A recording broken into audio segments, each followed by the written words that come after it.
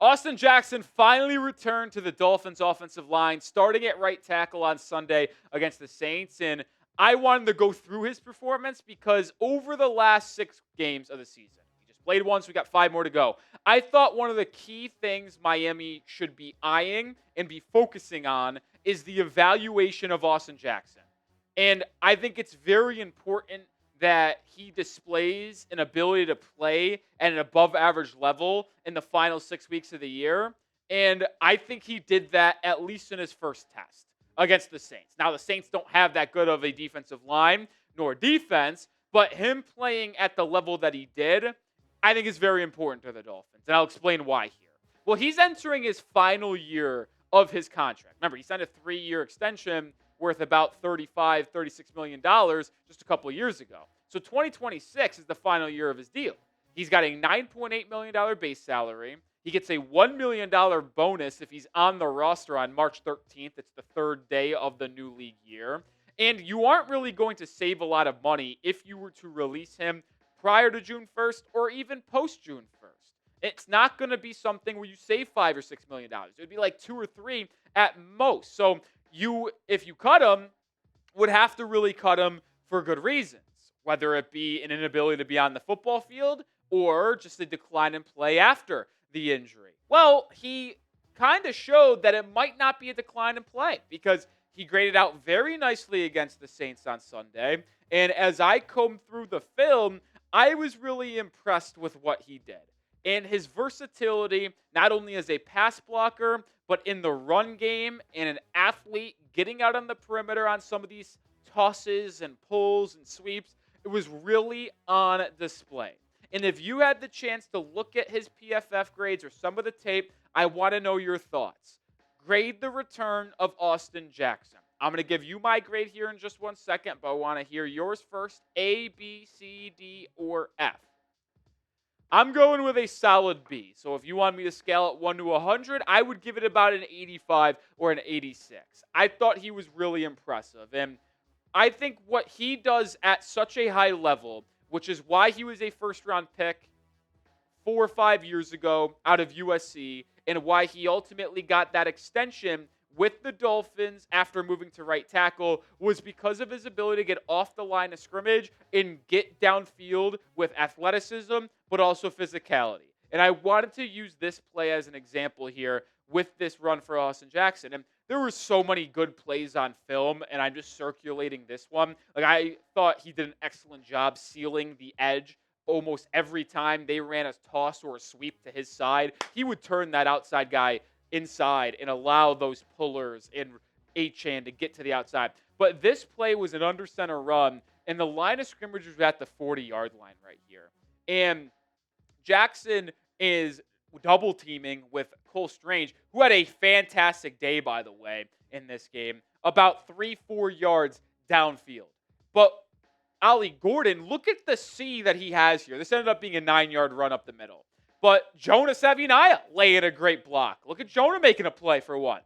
You got Aaron Brewer downfield. You got the double team right there as well with Strange and Jackson. He hits Granderson, who got engaged with Strange. Jackson hits him to create an easy cutback lane right between the tight end and Jackson there, and even gets a little bit of a hand on Demario Davis, that linebacker there, and ended up being a 9-yard run up the middle. This is just one example of an elite play from Austin Jackson, but when you watch the tape, you watch the film, these things are happening consistently in this game on Sunday against the Saints. And it just goes back to my point I'm making here that I was impressed with Austin Jackson's return. It is not easy to miss 2 weeks or 2 months of the year, and then get back on the field and playing well above average football. But that is the case here. And him returning to right tackle almost makes this offensive line complete. Obviously, the only man missing here is James Daniels, who will continue to be out through Week 14 against the New York Jets. But Cole Strange actually had his highest graded game of the season this week. He was the second highest graded Dolphin player in this week. I mean, is that a sign of Cole Strange playing better? Or is that a sign of, Austin Jackson is such a good right tackle that he's able to help out Cole Strange to a degree where he plays his best game of the season? I kind of feel like it's the latter, right? And not only is his play on the football field going to help the Dolphins be better offensively and more balanced and have a stronger offensive line, but it's awesome for many other reasons as well. Two of them in my mind. One, if he plays well, maybe you sit here and say, okay, he is going to be someone who we trust to be back on the field starting at right tackle for us in 2026. But you can also say, all right, he's playing very, very well here. He's got good momentum rolling into the offseason. Maybe we trade him and recoup a draft pick in the offseason and replace him at right tackle, which is what I think Miami should ultimately do. And I'll explain why I think that here in 1 second. But this episode is brought to you by Prize Picks. It's the holiday season, which means we got bowl games. We got basketball games. We got playoff pushes. And while we're all making decisions on what to eat and what gifts to buy, it's always good to be right on Prize Picks. And it feels good to be right when we're taking more than on Savaiinaea fantasy score every week because he's just been an absolute wagon. And there's a new feature alert as well.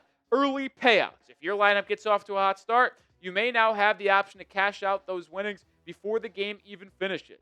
Coop and I got active for this game between the Dolphins and Jets this upcoming week. Less than Breece Hall rushing yards. Dolphins' run defense has been improving, folks. More than Devon Achane receiving yards. Achane didn't have a catch in this game against the Saints. No way he goes less again. And I'll go more than on Jalen Waddle receiving yards as well.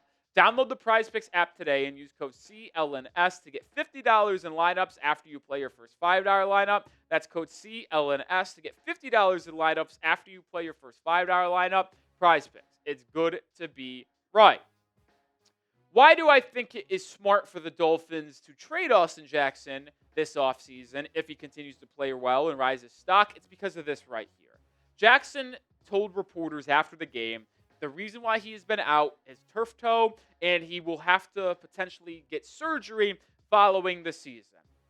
Listen, I appreciate Jackson returning from an injury that could require surgery, but are we serious? He's got to get surgery again? This guy can't stay on the football field.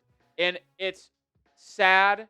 It's hard because he is very, very good. I think when he's on the field at that right tackle position, we saw it in 2023. We saw it in the first half of the season in 2024. And we see what he can do for Miami when he's on the field, a la this past Sunday.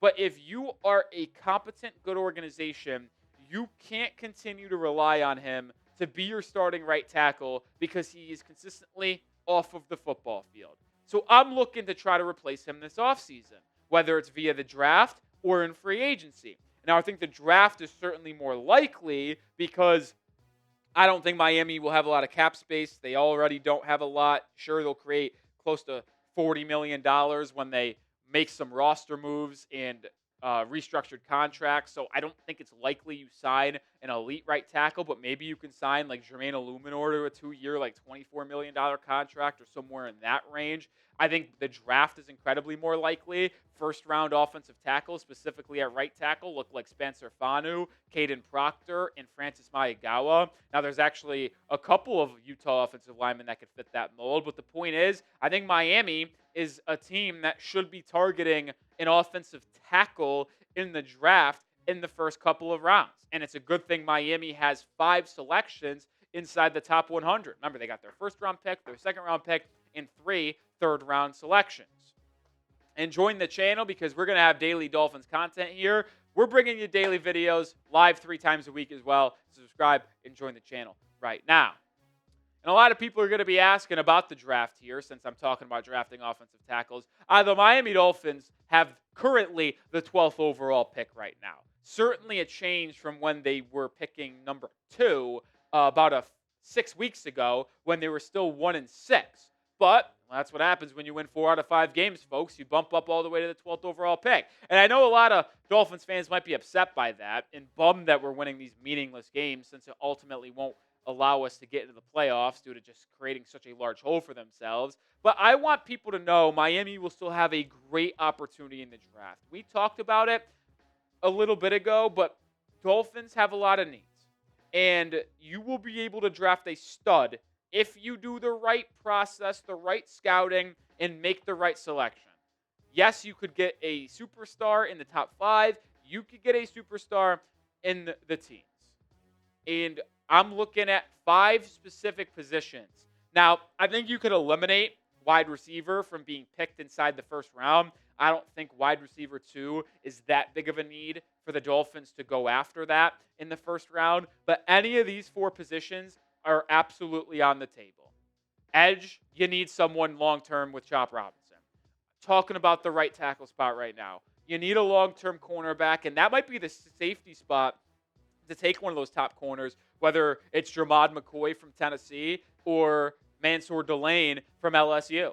I mean, I don't think Caleb Downs will be there, but if he's there in the teens, yeah, you take Caleb Downs. You could also go after the tight end from Oregon, who's really good because you need a tight end there. My point is with trying to round out the show is that I don't think fans should worry about draft position at all. Like, I know if the Dolphins miss the playoffs, which is incredibly likely, it's frustrating to miss the playoffs and win all these games and ruin the draft pick. And I get it. If you wanted to take a quarterback, sure, it's not great because you're not going to be able to draft a Mendoza, a Simpson, or a Dante Moore at 13 or 14.